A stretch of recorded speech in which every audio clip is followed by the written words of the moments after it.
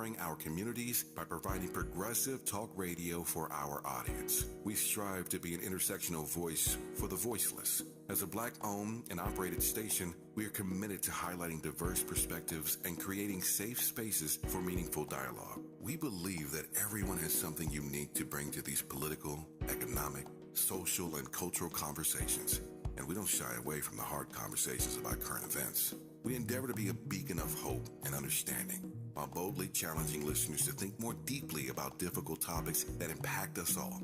With this in mind, our mission statement at KBLA Talk 1580 is simple: to create an inclusive platform that promotes civil discourse through honest dialogue and encourages personal growth among our listeners, so they can become the active agents of change. Our vision is to establish ourselves as the premier radio network with relevant programming across the beloved community, connecting people through shared experiences and collective power for lasting impact beyond these challenging times.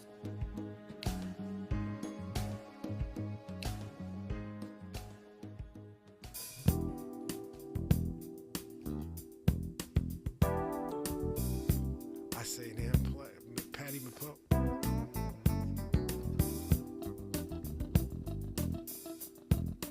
All the originals tonight. No samples. No samples tonight. Okay. No, I'm just talking. I'm about to. All original. You were checking out RSVP with Jill Munroe here on KBLA Talk 1580 live. It is the after hours time in hour 3, where the velvet ropes come down. We let our hair down a little bit, just a little bit. I don't have none, so you don't have any, guest. so you got to keep it together. I'm the guest. You're a guest. So, you guys might have your libation. It's a little late for snacks, but you might still, want a little beverage to take in. So this is where we get into topics that are a little deeper, a little more involved, a little more worldly, so to speak. Andy? We got to ask our guest. Yes. What is I've his... never been married. I got one kid. Since this is the VIP lounge? The VIP lounge after hours. After hours. We gotta ask you, Brother Drew, what current libation are you indulging on? Excuse me, what? What libation? What's your drink of choice? Oh, I'm Mount Gay and Coke with rum. Cuba Libre, lime. Yeah. Cuban. Yeah, no, Cuba Libre. I mean, Mount Gay is actually a Barbados rum. Okay. But Cuba Libre is the drink, which is with Coke and lime. That's my thing all day long. Okay. Barbados, best rum out. Okay. Oldest rum out. Oldest rum ever out. Yeah, Mount Gay. Sounds a little tricky, but I order it confidently. And it's my drink. That's your drink of That's choice. my drink, Okay, yes, okay. Yeah. All right. You got another one to add to the list, Andy, for you to try out, okay? All right, so after hours thing. So, before we get back into our conversation with Drew Greer about, sports, branding. And sativa. And sativa. So, libations and meditation. Libation and meditation. Smoke is in the air when it comes to Drew. All right. So, really quickly, there's a story that broke today regarding, well, before we get into that, I want to talk about Drake and Meek Mill. Now, we know Drake and Meek had some beef a couple of years back. We know Drake dropped back-to-back. Meek dropped a diss track. It was kind of all over Nicki, but then there were some other things. They were dropping disses at each other because that is hip-hop, and that's what happens in hip-hop, right? Well, Drake performed in Philly this weekend, and he had a surprise guest for the audience. Drake is kind of on his old school thing right now as he's on tour. I talked about Vegas and the old residencies. Drake opens his show, he's on tour with 21 Savage, by walking out from somewhere in the arena through the crowd and makes his way to the stage. Very Elvis-like, very old school. Well, almost like a boxer, almost like a ring walk. Well, as I said, he was in Philly and he had Meek Mill walk him out, much to the crowd's appreciation. When Drake took the stage, though, towards the end of his performance, he wanted to let the audience know that he has a special affinity for Meek and for Philly, for them opening their arms. So let's hear what Drake had to say about Meek. You see who I walked out here with, right? I'm always keeping 100 with you. The last time I was in this building, that man right here, who's been representing this city since he started in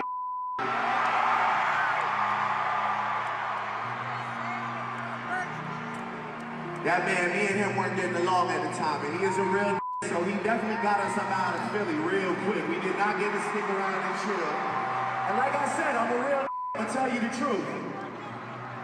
And it means the most to me to come back to the city and show the growth as two men that we can come here tonight and we can represent for Philadelphia together. That's what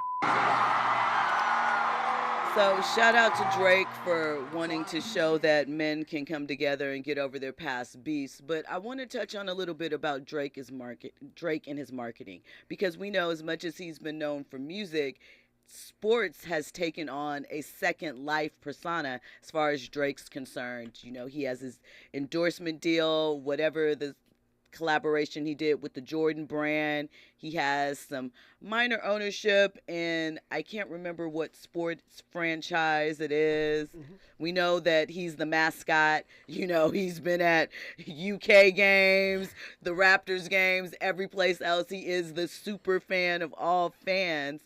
And I think that these little touches, in addition to, you know, always keeping his finger on the pulse of what's changing, or why Drake continues to be relevant and to stay ahead of the game. So I want to ask you your opinion on someone like Drake, who has taken the sports element and sort of authentically folded it into his brand in ways that 10 or 15 years ago we didn't quite imagine. You know, like being a sports fan as well as a rap star is legitimately a part of his imagery, you know? And so his brand is more set up to maybe do a big three than Cube's is. You know, that is a great point. Potentially, he maybe probably that's has a partner better. You need to have in, and maybe you need to take a back seat a little bit more and let him be the front end, or bring him in. Just give him my opinion. No, maybe. So, how do you think that Drake has navigated the sports and entertainment space? Because obviously, it was something big. We've seen it continue to evolve year over year. What's sad is that he's Canadian in doing it. He's connected with, Kentucky, with Toronto Raptors, and that sort of. He's placed himself in those magical moments when he's been at the highest point of his career. I think that he's setting himself up to be in that lane and be in a more powerful position than say a Cube. It's not an afterthought. It's been part of his narrative as he's built his brand along. Where Cube had a lyric, and he might have gone to a couple of games, but he wasn't in a jack position. You know what I mean?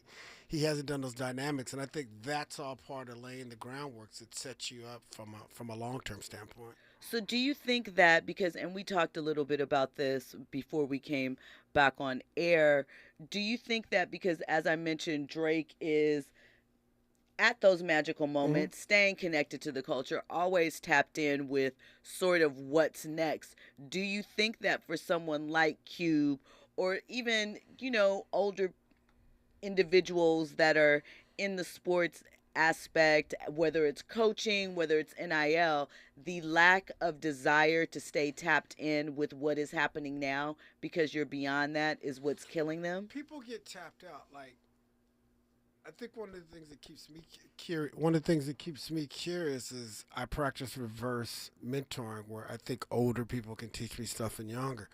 People check out as well as it gets beyond them. I don't like a lot of the current hip-hop, but I don't make that completely vocal because my parents didn't like what I listened to, and that's where they're at, and I'm letting them live. And I think there needs to be more of that versus us they're stupid, they're not accountable, they're not these dynamics.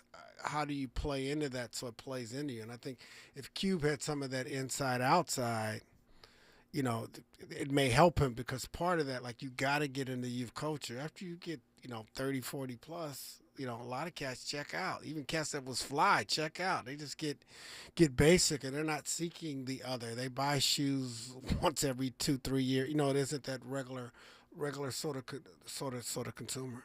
Do you think that, I believe that we're seeing the change of that, or the evolution of that. We talked about earlier about the cover of Men's Health with 50 and Busta and Common and all of those guys on there. Most of them are late 40s, early 50s.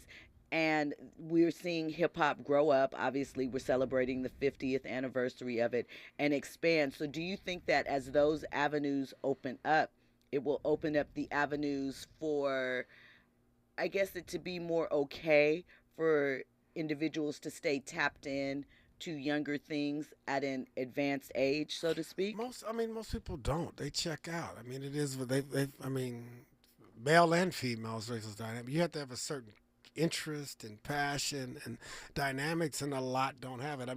But we don't notice till we get older, and then you start looking around, or even if you look in the albums of the older people, like, yo, you was fly at one point. What happened? But people lose their interest and lose that edge, or get married and get lazy and satisfied, and not trying to necessarily look their best. Okay. Well, when we come forward, we're going to discuss the suit that has been filed against Lizzo and what's going on with that. We're also going to be having more conversation with Drew Greer. All that and more. You're checking out RSVP with Jill Munroe here on KBLA Talk 1580. Trending topics and the hottest happenings. You're listening to RSVP with Jill Munroe on KBLA Talk 1580.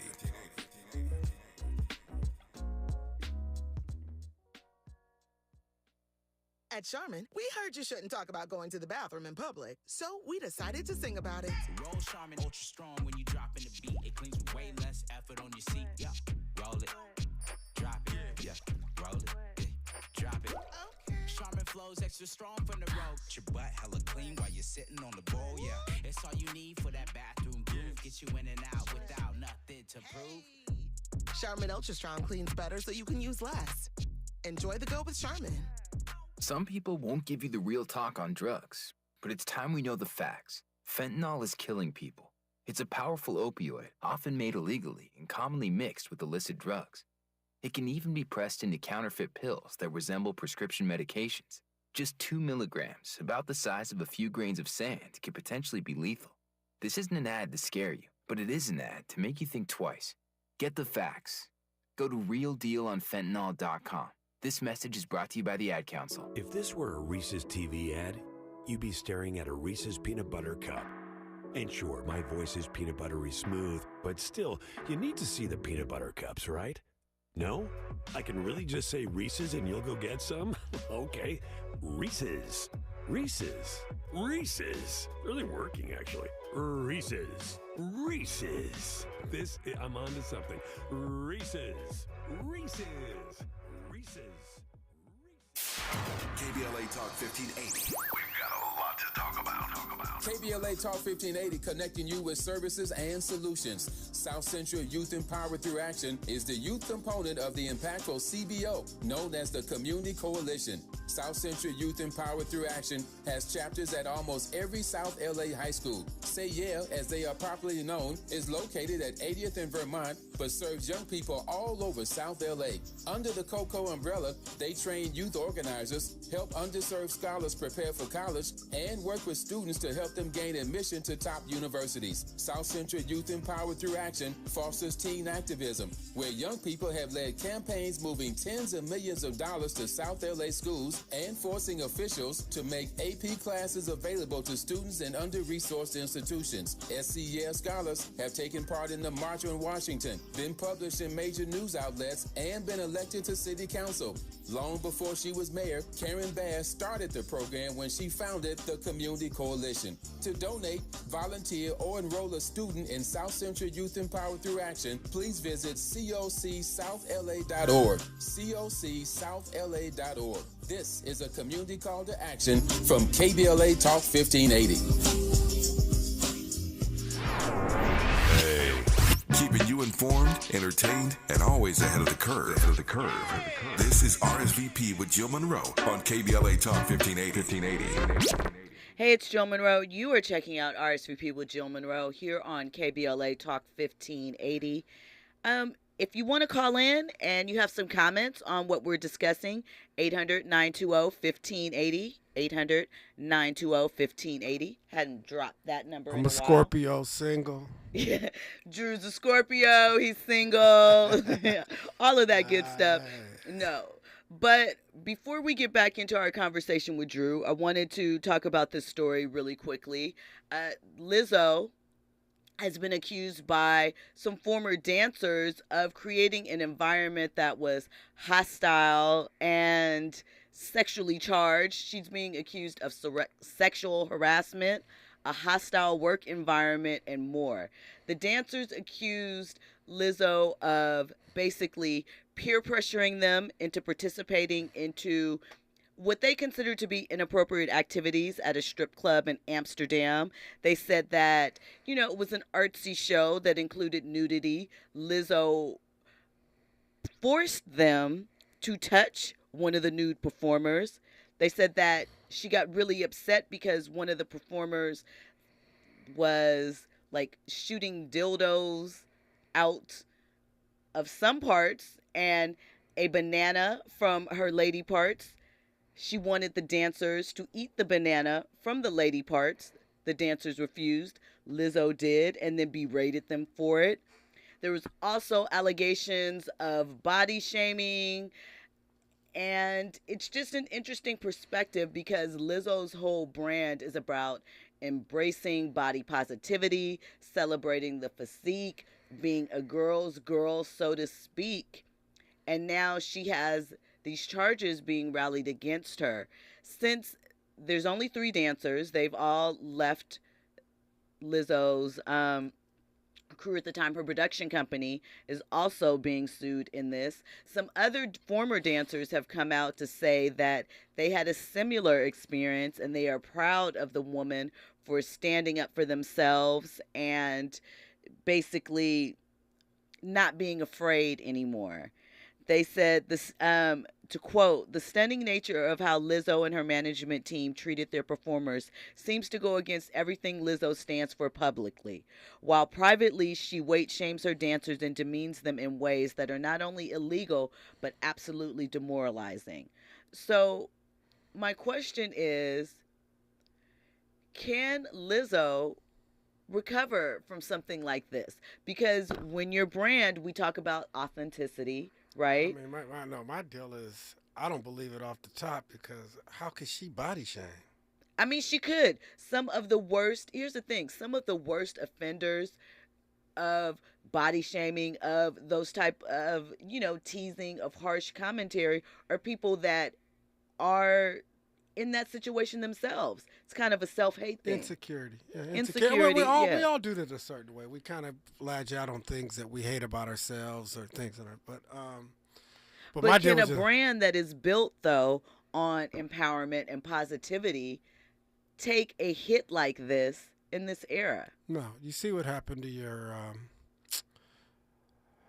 what's her name? Blonde talk show. I'm blanking out.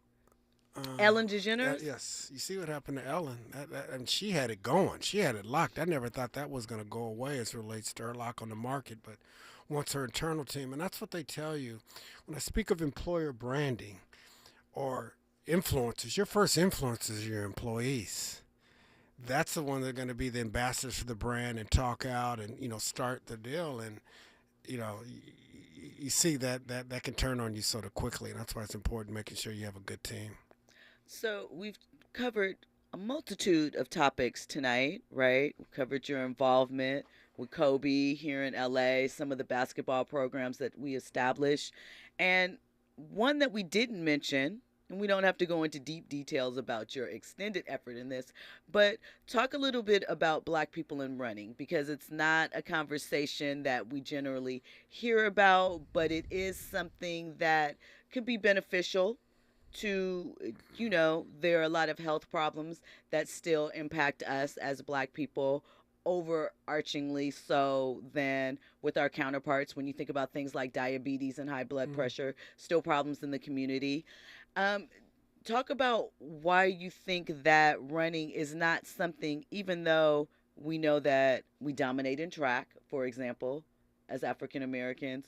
Why do you think it's not something that is embraced or sort of something that we pick up and carry forward with as we do with other, things, even within the fitness movement that is taking place over the past few years? You're saying within the Black community why we haven't embraced running that way? Like, we don't want to get our hair messed up.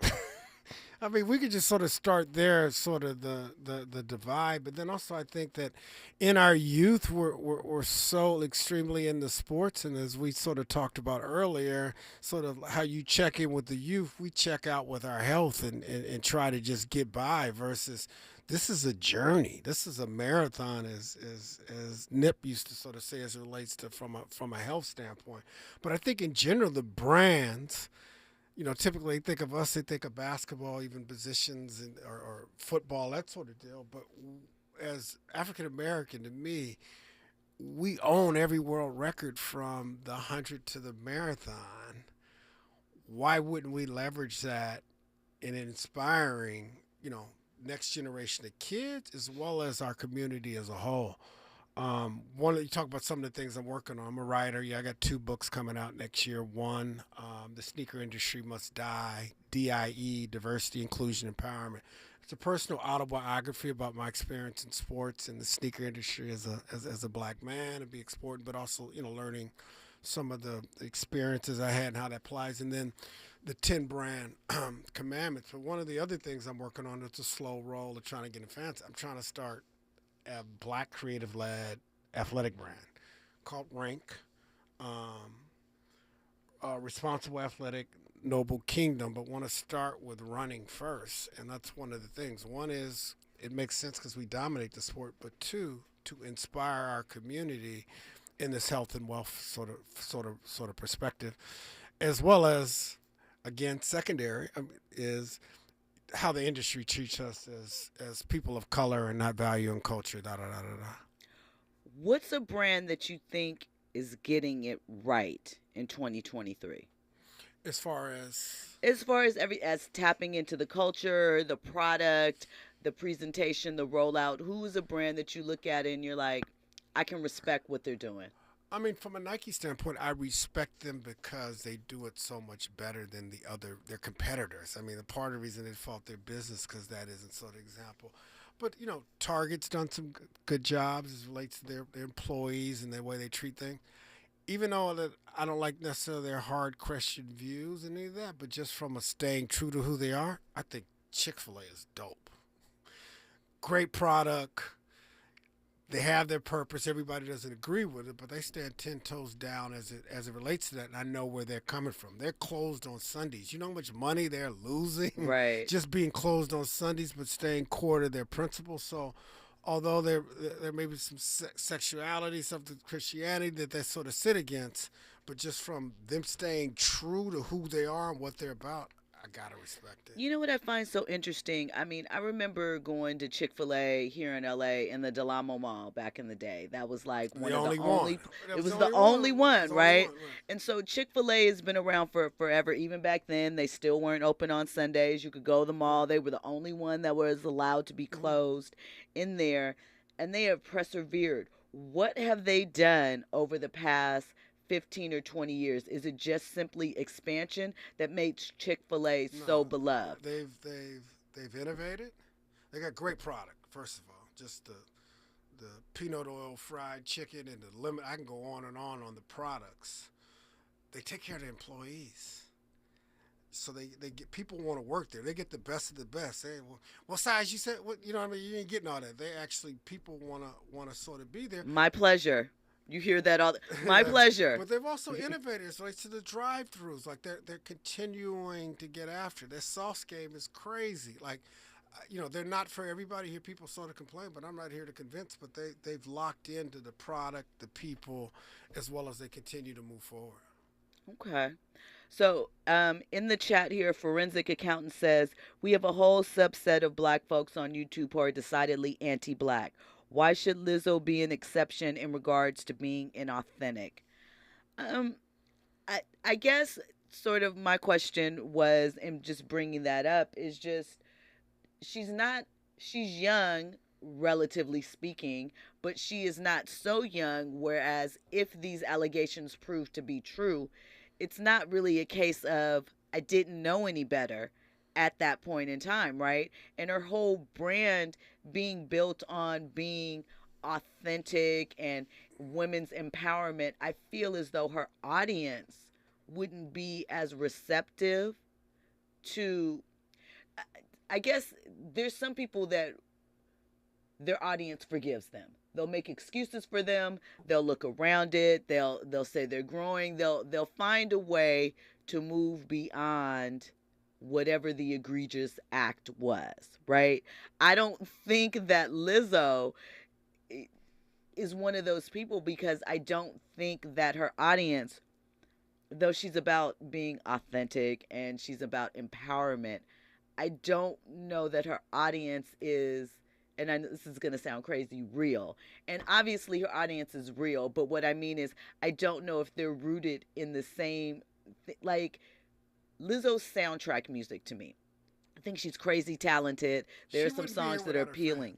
She wouldn't be here without her fans. Right, and I'm not saying she doesn't have fans, but I also think those same fans aren't like the Beehive. I don't think they're like Nicki and the Barbs. I think that they were more about her movement than... Right. What I would say is everybody has fans. Right. But some people could walk their walk without their fans. You get what I'm saying? If she's beautiful, people will still be attracted. There's no story to her without her fans. Interesting. Well, we'll see how this case plays out. So far, she hasn't made a comment yet. I think that they're probably trying to get a strategy together from a PR perspective. Yeah.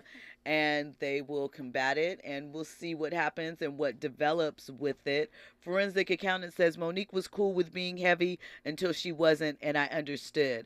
I don't even think it's for Lizzo not necessarily not being cool with being heavy or whatever, because she always talked about, being comfortable with her body. I think there is something to be said about being comfortable where you're at. Doesn't mean that you don't want to go someplace else, but being comfortable where you're at is being comfortable where you're at. I also think that there is internalized self-hate that happens with a bunch of people in a bunch of different circumstances. You can, like we talked about Annie Black, we talked about, fat phobia. We know for a woman necessarily to say, I'm proud of my shape, but I still want to lose weight. We understand the duality in that statement, but we also understand why she might feel that way.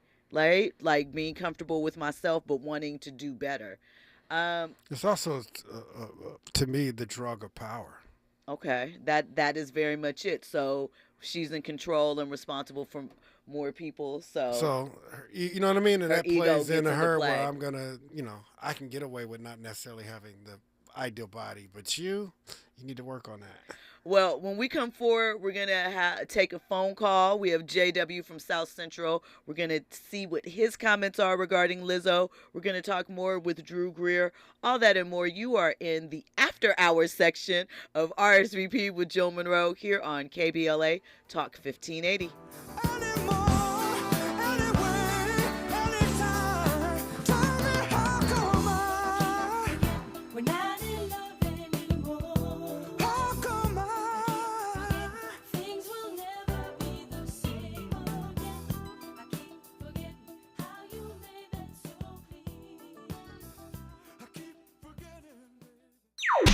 Infusing a sense of fun and entertainment in every episode. You're listening to RSVP with Jill Munroe on KBLA Talk 1580. More when we come forward. I'm Esther Dillard, and here's the latest from the Black Information Network. Vice President Kamala Harris is rejecting the Florida governor's invitation to discuss the state's new African American history standards. They insult us in an attempt to gaslight us, in an attempt to divide and distract our nation. While speaking in Orlando, Harris said she will not debate the fact that there were no redeeming qualities of slavery. Governor Ron DeSantis has argued the curriculum has been misinterpreted. Meantime, former President Donald Trump has been indicted for election interference that culminated with the January 6, 2021 Capitol riot. Prosecutors say his efforts to overturn the 2020 presidential election contributed to the riot. Trump is expected to be arraigned in the case on Thursday. And that's the latest. I'm Esther Dillard from the Black Information Network and BINnews.com. Looking for your next job? Express can help. Express Employment Professionals has put more than 10 million people to work in the last 40 years in all types of industries. With competitive pay and no fee to help you find a job, what are you waiting for? Visit expresspros.com today. KBLA Talk 1580 is dedicated to empowering our communities by providing progressive talk radio for our audience. We strive to be an intersectional voice for the voiceless. As a Black-owned and operated station, we are committed to highlighting diverse perspectives and creating safe spaces for meaningful dialogue. We believe that everyone has something unique to bring to these political, economic, social, and cultural conversations, and we don't shy away from the hard conversations about current events. We endeavor to be a beacon of hope and understanding, while boldly challenging listeners to think more deeply about difficult topics that impact us all. With this in mind, our mission statement at KBLA Talk 1580 is simple: to create an inclusive platform that promotes civil discourse through honest dialogue and encourages personal growth among our listeners, so they can become the active agents of change. Our vision is to establish ourselves as the premier radio network with relevant programming across the beloved community, connecting people through shared experiences and collective power for lasting impact beyond these challenging times.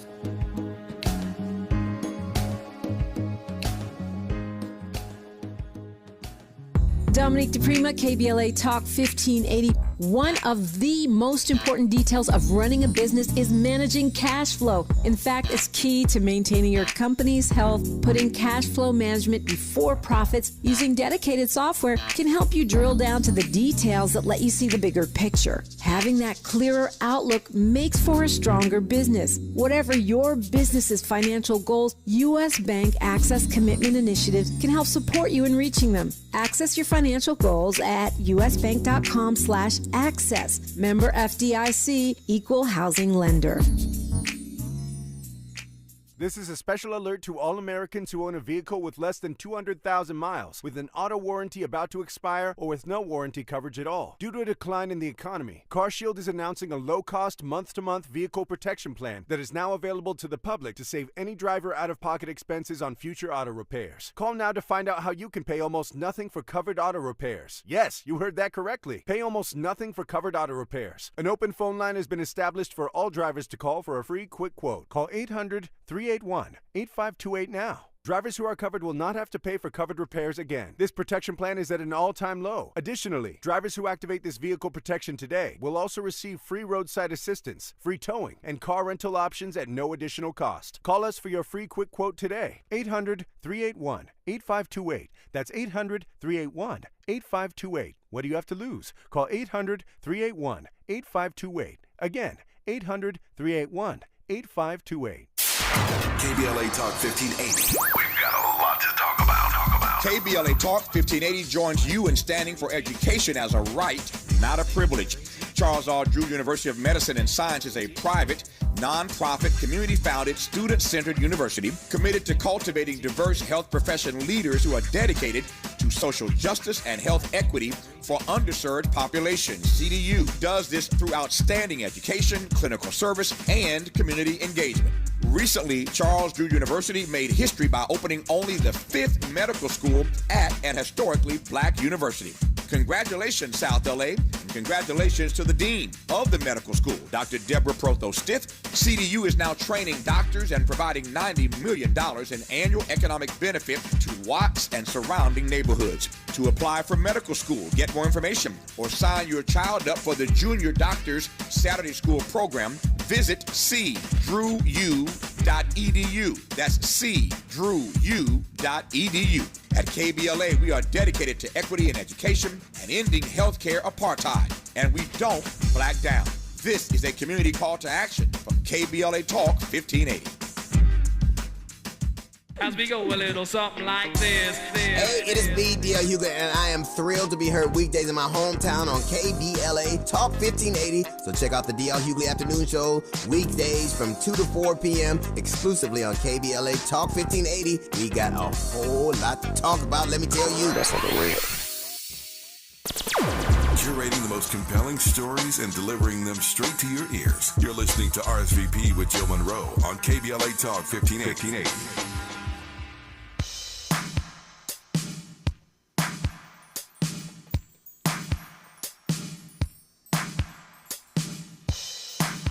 One time for the Alexander O'Neal and Sherelle. Saturday Love. 85, 86, something like that, around there when this dropped. It's good to see you anyway. This is Saturday morning cleanup music.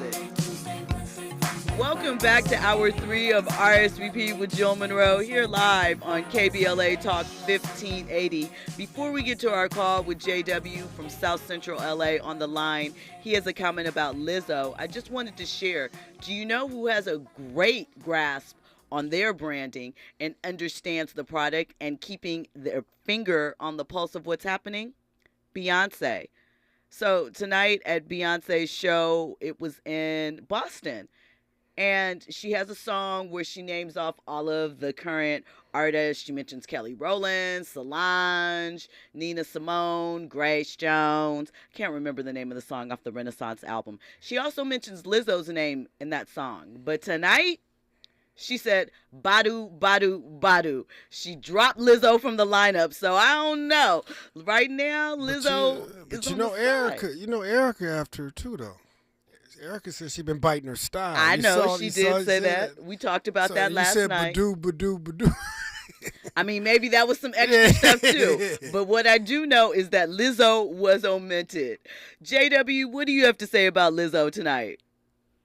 Yeah, my comment about Lizzo, it could be a hidden agenda that we don't know about until we get more evidence and facts.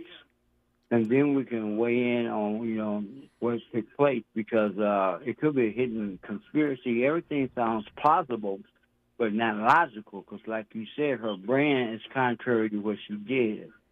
And even if it was in private or public, the point still remains that we don't have the facts, so everything else is just speculation. But tell the truth, you got her poster up in your room. Unfortunately, no, because I prefer petite women, so I might be body shaming.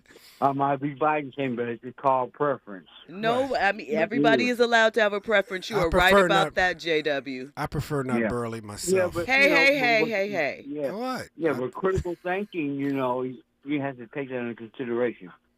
We do have to take that into consideration. We don't know all the facts yet, but as I stated, Lizzo's former creative director and another one of her dancers did come out and did not deny that some of these things had taken place at one point in time. So I do think that there is something to be said for waiting until all the facts are introduced to us, but I don't think that it's out of the realm of possibility that it's true.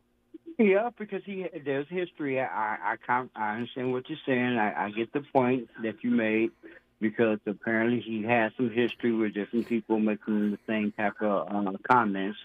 But then we don't know what the full, complete story is, because it could be a hidden agenda that came along with time, and they put it together to make it appear that way. You're right about that. Thank you so much for calling in and checking in with us tonight, JW. I appreciate it. Andy? I'm going to have to disagree with J-Dub. I don't think it's a conspiracy. I believe that hurt people.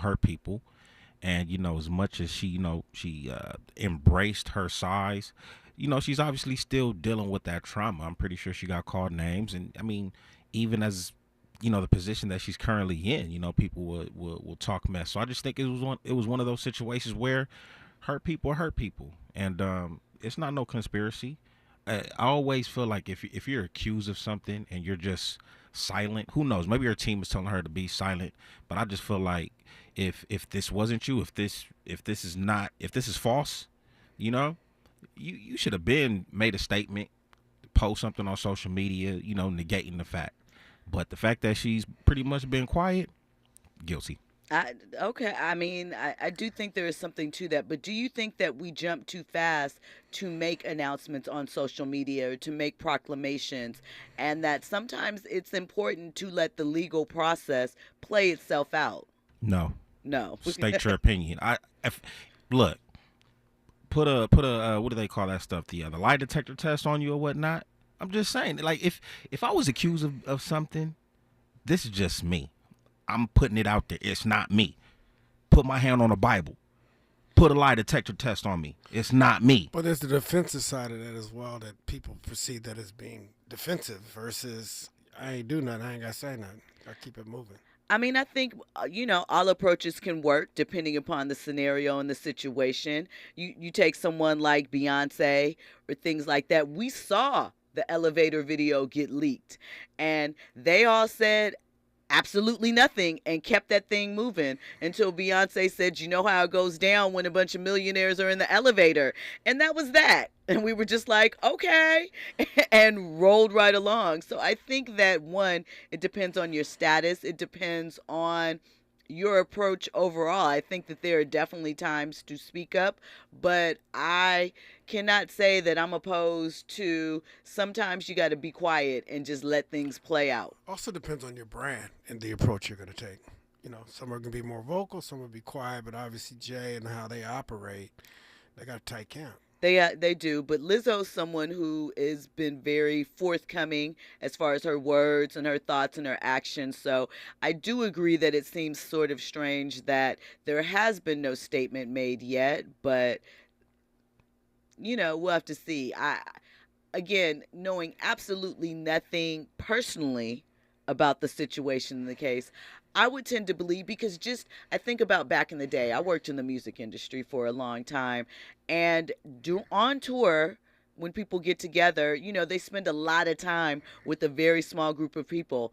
This becomes their sort of family. So I know that, people would take excursions, field trips off to do different types of activities, different types of things. And sometimes it doesn't jive with everybody, but, peer pressure. Oh, we're in a group. Come on, it'll be fun. Just try it. You'll see, and it could turn out to be the best night of your life because you're taking the chance and doing something different. Or you could just be very set in what I don't like this. This does not work for me, and you're not going to move me off my square.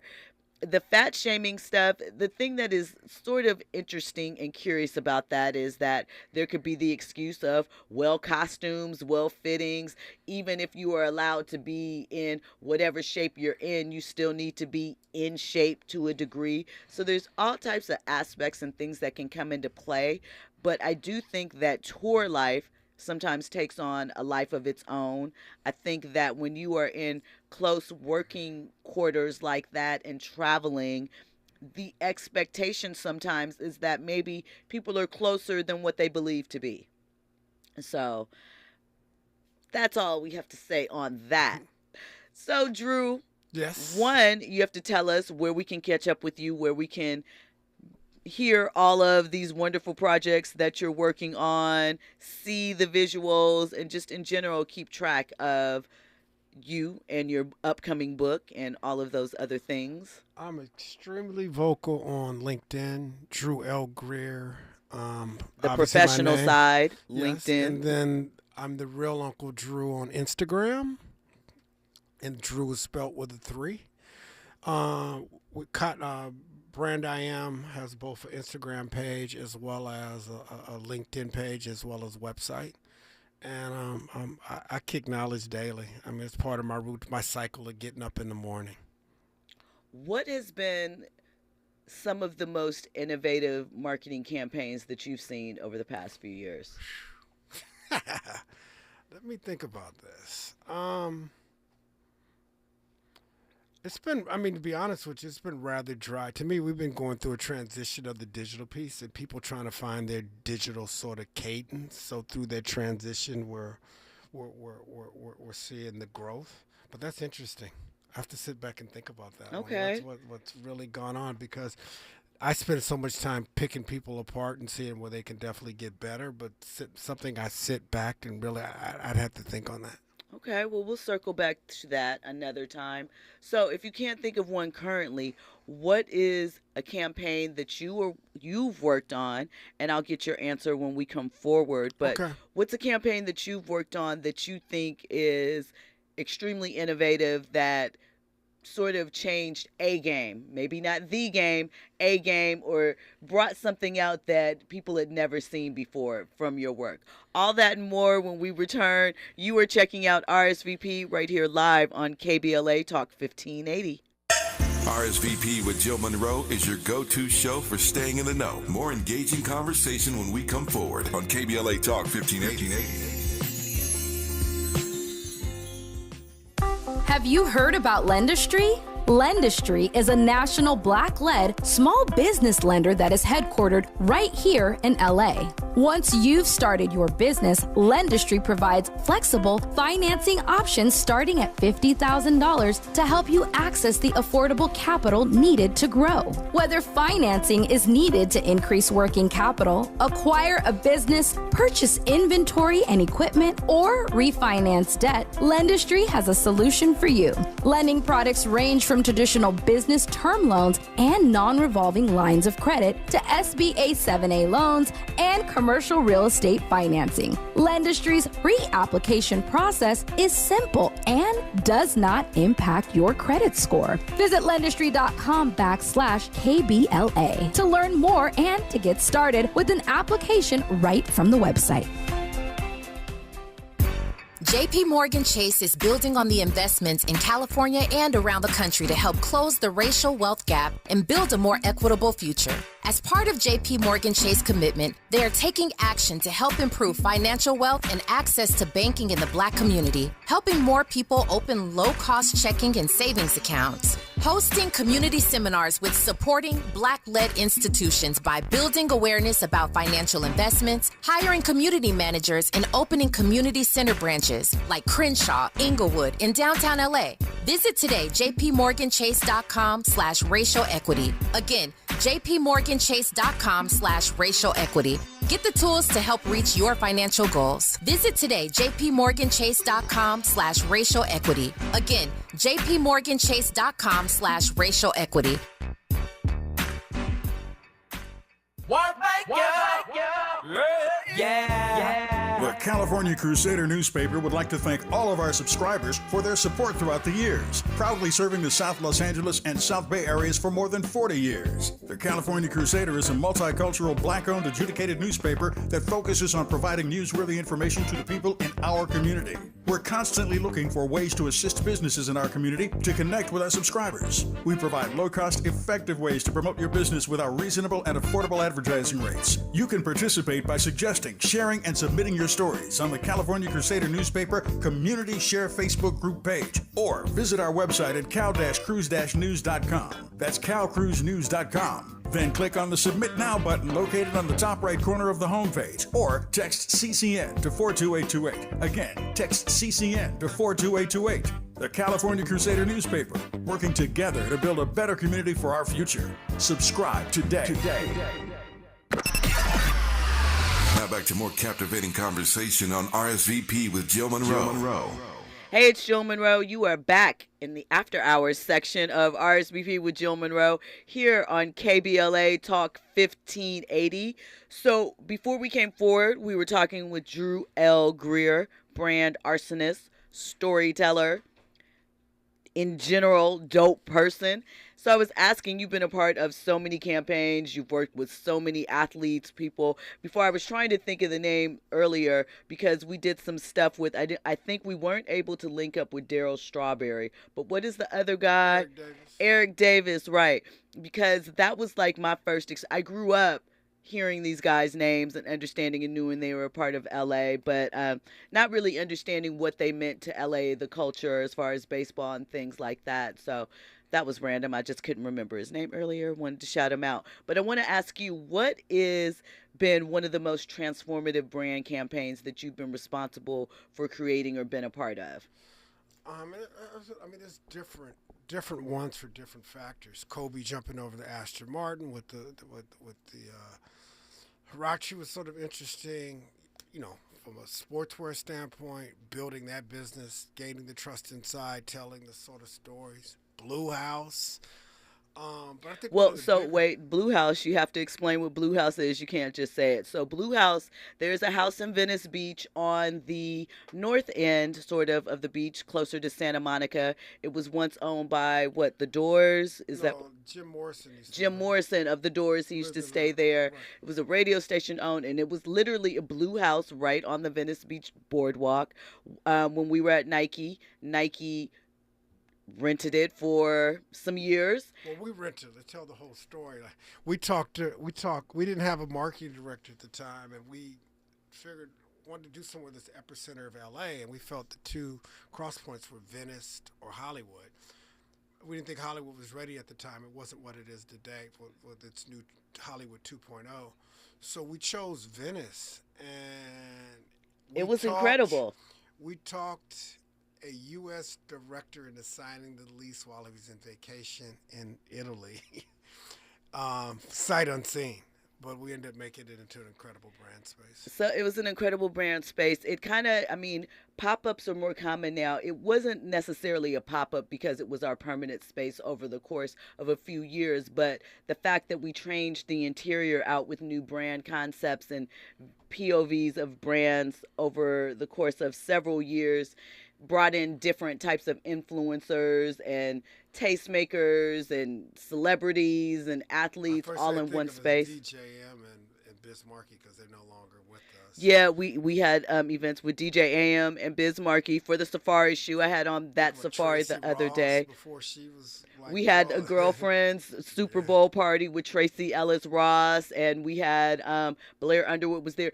Do you remember the 4th of July party that we had with Ashton Kutcher, Demi Moore, and Paris Hilton? So when you think about all the different touch points of brand activities that you've worked on, because that is a cross-section across different aspects of pop culture, culture in general, different decades, so to speak, of people being involved, what do you think the key is to tapping in authentically as well as organically with a space or with a movement? I think you got to stay curious. You got to tap in and know what's going on. I'm not the old dude in the club, but I you know what mentor. Club is popping. Right. You may not go, but you'll know the one is that. Reverse mentor. Young kids send me stuff. That's the first thing I tell them. I'll send you content, but you got obligation to send me just as much, because we can sort of both learn. And then I'm into doing stuff from a real authentic. I had the luxury of working on both the product side and helping build Nike sportswear from a footwear sort of standpoint, and then actually on the brand side, which is primarily focused on sort of the storytelling. So I kind of have an anticipation of both, and then being part of, hip-hop culture, and then being a former athlete, it's played in it, and I've just applied those to other areas as I work outside of those realms and get after it. But I just think it's the attention to detail and curiosity and wanting to learn and learning from the experiences, good or bad, because all our events weren't epic. Our PowerPoints were. Man, I can put together a very good deck. Know what to hit, know the things. So let me ask you this. As you are, forging ahead your plans for the future and how you're expanding your own personal brand and other areas that you want to get into, what areas do you think hold the most opportunity in the future? As far as within brands? Within brands, just overall. I just think from a brand standpoint, I think native branding, if it's, as I'm speaking of, like, I want to take a brand and take inspiration, say, Ethiopia for distance running and Jamaica for sprints. Like, I just think this native, blending the two together and innovation and even sort of, fashion as a whole. I think whoever really figures out how to combine content with commerce and blending that on the internet so it's a more natural setting versus them living sort of completely, separate will be an opportunity. I also think a company that from its inception is truly an international company and taps into the superpowers of those whatever specific to those nationalities to build a team from its inception versus saying they're a global brand and working backwards.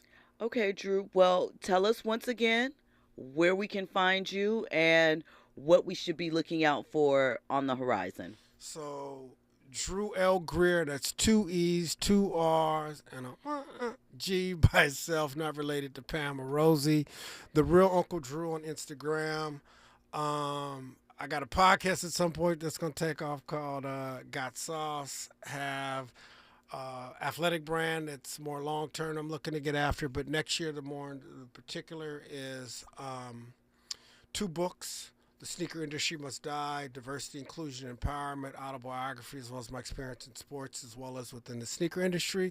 And then the 10 Brand Commandments will follow up sort of after that. I'm working on doing speaking engagements. I'm doing various consulting for various brands. I'm out here. I'm outside. You're I'm consulting old, on brands. So if you guys need some brand guidance, hit up Drew. He could possibly help you out with that. There's a lot to talk about. I want to thank you for tapping in with me tonight. If there is one message that you could leave the listeners of KBLA Talk 1580 with, what would it be? Stay curious. Stay curious. Stay curious. Always ask questions. Oh, and, I can't forget, before I let you go, I always ask, what are you watching? What are you reading? And what are you listening to? So. Wow. I read Apple News. So Apple News, that's what you're reading currently? That's how I started. What am I watching? Honestly, I am an avid YouTube subscriber, algorithms, and that sort of deal, so I can sort of control things. I want to feed myself facts. I have my own fantasies, but I'll leave it at that. All right. And then what was the other? Are you listening to anything? Music-wise? Music, podcast, anything. You know, my young boy at Ohio, I want to make sure I get the name right, because I've been bumping this dude. Oh, he put you on game? See that reverse mentorship thing that you talked about? Yes, actually, white receiver, all MAC. My boy Keegan Wilburn made all MAC, all conference kick returner, da-da-da-da. But he's an L.A. cat, but he's bananas. And hopefully I get his name right. Brent Fayez? Brent Fayez. Are you hip? Yes. Fire. Yeah. Fire. Anything that seems like some him. Music that you would like. What's that? That seems like some music that you would like. Yeah. Brent, I like Brent's music a lot. Brent's a little problematic, in his music. I say that because he's talking that mess, but it's the real thing. But he kind of goes hard on women. He don't have no love for them, but he's a player. We like it. It's cool.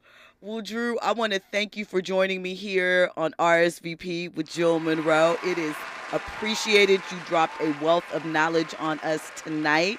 Hopefully you will be back at some point because there's always things to talk about. I have Jill stories too that I haven't sort of kicked that, what I mean, that we kept this PG, but. You do have Jill stories. You do. We worked on a lot of stuff together. This was one of my mentors, put me on game. I have Drew stories too, so that goes both ways. She's mentoring me now. Shout out to Frederick Smith Jr. in the chat. He said, good show tonight, y'all. Good night. Appreciate it. Appreciate you all for checking in. Forensic Accountant, I see you. Terry, Elliot Rogers. We appreciate you guys tapping in. Make sure that you are locked in tomorrow for RSVP with Jill Munroe, where we will have Gil Robertson, president of the African American Film Critics Association. More trending topics and headlines in entertainment, sports, lifestyle, and culture. When we come forward, you will be checking out the best of KBLA. This is RSVP with Jill Munroe. Thank you so much. Have an amazing night. I know I've been the worst, but I love you better. If you let me, let's catch a flight, change the weather, and I promise forever. KBLA 1580 Santa Monica. I'm Mike Moore. Here's the latest from the Black Information Network. We're now learning a settlement has been announced in a legal battle over profits from a line of